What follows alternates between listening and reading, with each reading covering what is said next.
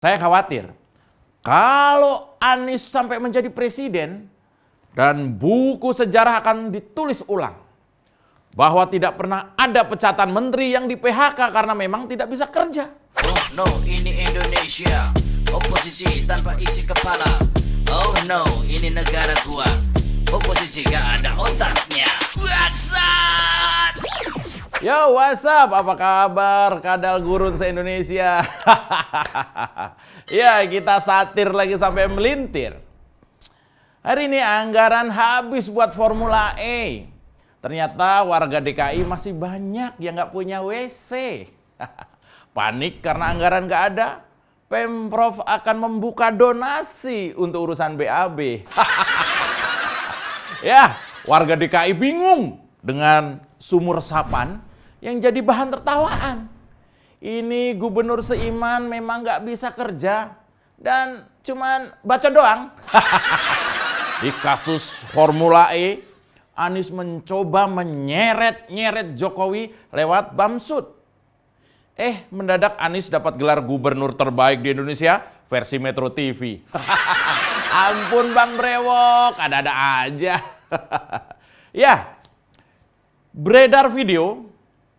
Di video itu ada ibu-ibu pengajian seperti di sebuah masjid dengan komando seolah dari pimpinan regu yang seperti ustazah dengan gaya yang khas emak-emak pengajian deklarasi mendukung Anies. Aduh, tidak ada pernyataan dari Anies yang melarang atau terganggu dengan video itu. Saya asumsikan ini memang kehendak Anies. Anies ketagihan kemenangan menjijikkan yang ia peroleh pada masa Pilgub DKI yang paling memalukan sepanjang sejarah pilkada di Indonesia lalu. Anies ketagihan membajak agama untuk syahwat politiknya. Ia adalah contoh sempurna dari politisi tanpa kompetensi. Ia adalah seorang profesional dalam ketidakprofesionalan sebagai kepala daerah di DKI. Anies diburu waktu. Dalam hitungan bulan, Anies harus menyelesaikan banyak masalah. Pembangunan yang terancam mangkrak, tapi dia klaim berhasil agar surveinya dia bisa terdongkrak. Ajang balapan Formula E yang makin tidak jelas, ia coba bandingkan dengan ajang MotoGP yang berkelas. Banjir di sana sini, yang katanya 6 jam bakal surut, tapi ini sudah berhari-hari. Ya, memang Anies ini suka jalan pintas. Popularitas melorot, dia tarik gas. Bikin relawan bohong-bohongan agar terlihat dukungan kelompoknya meluas. Padahal masyarakat kita bisa melihat dengan jelas mana besi rongsokan, mana yang emas. Ya, kita kembali ke soal membajak agama. Anies dan para pemodalnya pasti tahu, karena mereka bukan anak PAUD, bahwa masih banyak masyarakat yang asal ada unsur agama, kemana aja nurut. Asal ada iming-iming surga, kemana aja manut. Asal ada janji sekedar nasi bungkus pakai teri dan kuah rendang, pasti ikut. Tak peduli terkoyaknya kerukunan beragama dan mahalnya kebinekaan, siapapun dihasut. Membajak agama untuk kepentingan politik adalah strategi pengecut. Dasar wanabut. Ya, masih terbayang sebuah sejarah pilkada yang kelam yang terjadi pada Pilgub DKI beberapa tahun silam. Kerukunan kita, khususnya warga DKI, tercerabut. Padahal sudah lama tertanam. Membuat Pilgub DKI yang seolah Anies benar dan menang adalah sejarah hitam. Apa arti demokrasi ketika yang dihasilkan adalah dendam? Membuang orang jujur, lalu mendapatkan pejabat publik yang kusam. Boro-boro bisa menjadi administrator ibu kota yang kompeten. Bisa nyolah kata, lalu berharap bisa jadi presiden. Mana tahan. Soal politik, Anies tidak punya strategi yang gentleman dan fair. Politik identitas akhirnya menjadi pilihan terakhir. Bicara pengalaman, dia tidak punya.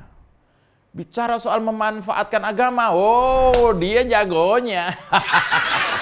Kabar berita beredar luas.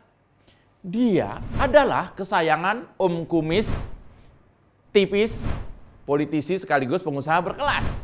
Tahu kan? Menjadi ketua Dewan Masjid adalah keuntungan. Sehingga memanfaatkan rumah ibadah adalah sebuah keharusan. Dari marbot, majelis, Jumatan, subuh jamaah, hingga pengajian. Semua lini dimanfaatkan. Politik ayat, mayat, jilid 2 akan kembali terjadi. Apakah akan terulang Pilpres rasa Pilgub DKI? Saya khawatir kalau Anies sampai menjadi presiden dan buku sejarah akan ditulis ulang bahwa tidak pernah ada pecatan menteri yang di PHK karena memang tidak bisa kerja. Bahwa tidak ada korupsi dalam sebuah lembaga, yang ada adalah kelebihan bayar saja. Bahwa solusi banjir memang banyakin sumur di pinggir jalan ibu kota. Bahwa program pemerintah itu tidak harus jalan, bisa jadi cuma wacana. Kalau ini terjadi, maka merosotlah kualitas pejabat publik kita. Dan ini semua hasil dari produk politisi menunggang agama. Ya, ulama besar Buya Syafi'i Ma'arif pernah bilang, lawan politisi yang menggunakan agama untuk menang. Ini bukan sekedar masalah jabatan, tapi ini soal keindonesiaan yang harus dipertahankan.